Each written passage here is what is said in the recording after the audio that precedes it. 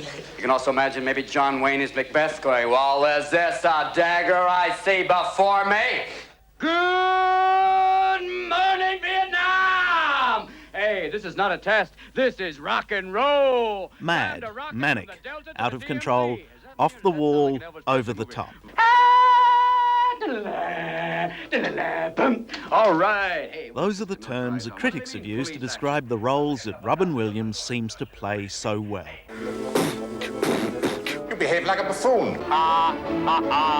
Robin Williams' latest movie, Toys, is hard to describe.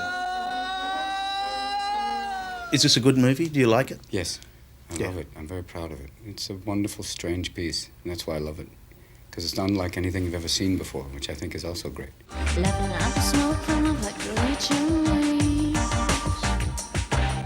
Robin Williams plays Leslie Zevo, an inventor in a toy factory. And it's the kind of toy factory you'd expect when Robin Williams is the star of the film. What is it? It's a smoking jacket. It's our new novelty/apparel thing. Well, that's a great deal of fun, Leslie.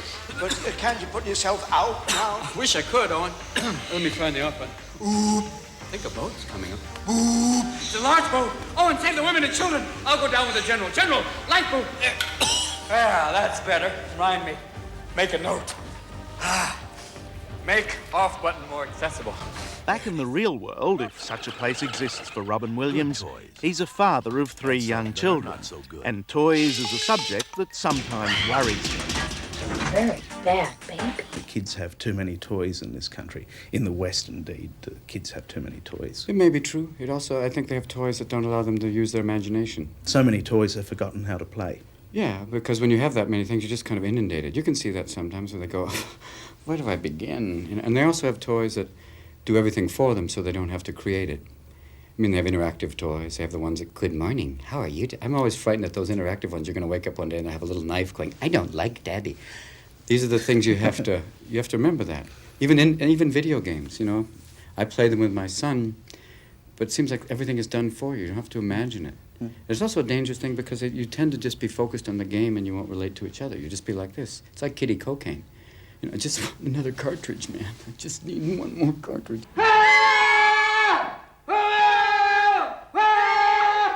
None of the madness you see on the screen can quite prepare you for the virtual unreality of an interview with Robin Williams. Oh. How do you feel? Woozy. That's a great name. That's what we'll call it, the Woozy Helmet. You're doing a lot of stuff for kids at the moment. Seems to be that way right now. You're a dad. Yes. I am. Thank you. Congratulations. You hear that, Lumpy? I'm a dad now. It's quite wonderful. And it's also great to do things for them that they enjoy. It's also strange when you do something that they don't like, because living with a little 12, like a 3-year-old critic, what happened? I don't know. The story seemed very weak. Oh, I'm sorry. Sorry, I dropped my pad here. You're falling apart. I know. Just so happy to be talking What to is people. that? It's a notepad, sir. It matches your coat. It does. And I also have the lovely Fax underwear. It goes in with it. Here in New York, at least you don't get a lot of handguns. In California, everybody's got handguns. Even ladies, we're just carrying 22s. This makes a small hook. It's to the point in California we're going to come home and go, honey, I'm home. Easy, dear. Hold it, honey. Dad, I got you. Hold it, boy. What out there?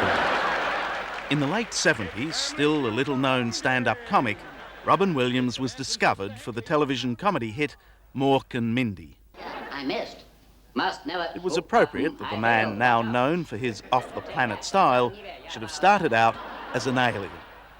When did you decide you wanted to be an actor? It was the first year of college. What made you decide that? I went to this improvisational theater class, and it was such fun that I decided to keep going. Where does a talent like yours come from? Is it inherited? What's the root of it, do you I think from the shallow end of the gene pool. I don't know. I think sometimes it's like channeling, and you don't sound like, you ever heard people channel when they... Yes. They don't sound This like... is the right side of the United States to talk about that, Yeah, isn't it? channeling, when the people sound... English channeling, where you actually sound like someone swimming. And then you have that sound where they always sound like... Supposedly they're 40,000 years old, but they speak perfect English. And you go, wait. Are you joking, or are you telling me you think you're a reincarnation of an Egyptian comedian? No, From a what is second it? Not dynasty? tonight, it's my pyramid. No, but I think that sometimes when I perform, that it's just you open yourself up and things pass through you. like a good vowel movement. You let it go, and you find ideas that way. I don't know where they come from, and I don't bother asking. Writers get blocks. Do comedians get yes. funny blocks? Yeah, comedy constipation. Comedy constipation. It's not happening. I saw it so damn hot. I saw one of those little guys in the orange robe burst into flames. But it did happen, perhaps too easily and too quickly for his own good. Along with success came alcohol and drugs. The best-known Robin Williams quote, I think, is that cocaine is God's way of showing you that you're earning too much money. Yeah, because I knew people that just literally, snorted their income. The Columbian College Fund. I know guys that wanted to basically start going in there with a pick, going, oh man, please save these stalactites.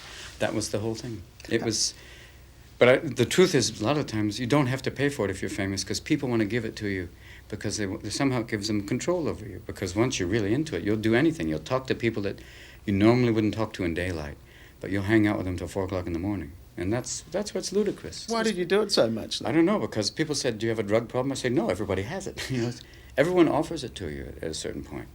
It's just developing that skill, which is what they try and teach children, to say, no, there's no need. Why? If you don't enjoy it, why do you keep doing it? Because it's everywhere. There was a certain point where everyone had it. People would park your car and go, thank you, Mr. Williams, a little gift for you. A taste. And most of it was cut with baby laxative. Baby laxative? Yeah, I mean, a lot of people would cut cocaine with this baby laxative, so you do it and go, oh, God. It'd be like, what fun that was, too. So you wondered, why did you keep doing it? And part of me figured out later that it was just this desire. It was a great way to kind of avoid contact with people, as much as it was like partially meeting them, but it was also you pulling back. It's so nice now to have conversations with people. How did you get off it? Just realized this is ridiculous. I was about to have a child, and I didn't want to be going, hey, it's at 4 o'clock in the morning, want to play with Dad? I didn't want to be going, here's a switch. Dad's going to throw up on you now, okay? I wanted to be able to not miss that. Can I pay, General? Yes, perhaps I will. The deviled eggs look good. Don't they? Oh, that's a quick egg, isn't it? Oh, look at that egg scramble. Getting a little egg-sided. Maybe they really are deviled eggs. Look at that. They're possessed. Huevo de Diablo. Save yourself. Get away from here. You must go away from here. Robin Williams movies aren't for everyone, but there was one that even his critics loved. Why do I stand up here? Anybody? To feel taller. No. Thank you for playing, Mr. Dalton. It was directed by an Australian, and it was called Dead Poets Society. It was done with Peter Weir, who was an amazing director. Did you tone yourself down a bit for that? He was not as off the wall as you. Yeah, often. but he said basically that there's no need. The man let his ideas speak for that, and commit to the ideas, and that's why he was the one that said, just because you say action, you don't necessarily have to act. Which is great. It's a very freeing thing to say, just be in it, and that's great. It was wonderful. That's right. You have to deliver it aloud in front of the class on Monday. Bon chance, gentlemen. This movie isn't Robin Williams' only Australian connection.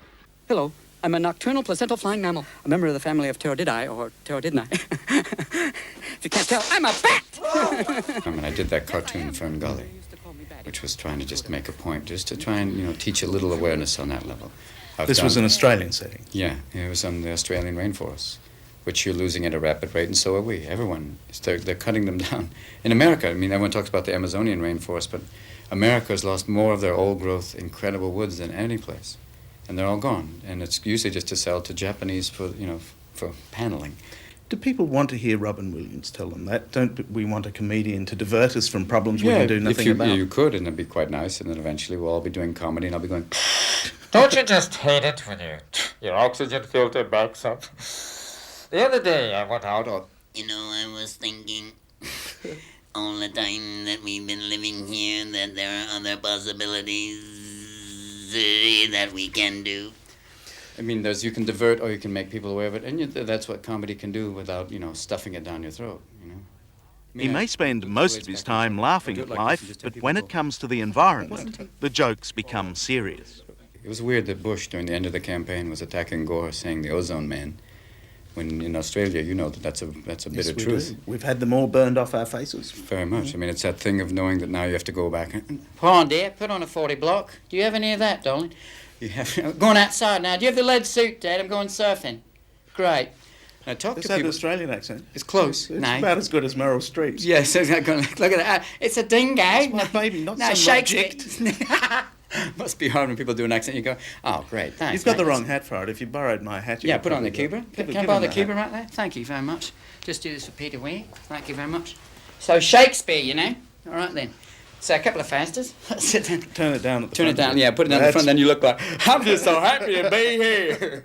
Just outside the outback. That's beautiful. Boy, that's been through a lot. You can drink that. That's beautiful. That's the type of hat you could take a dump in.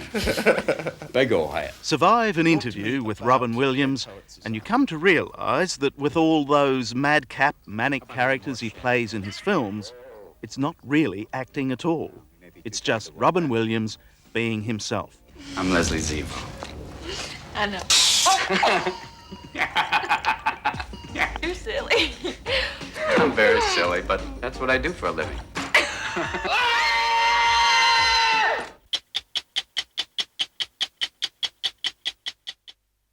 Hello, I'm Charles Woolley.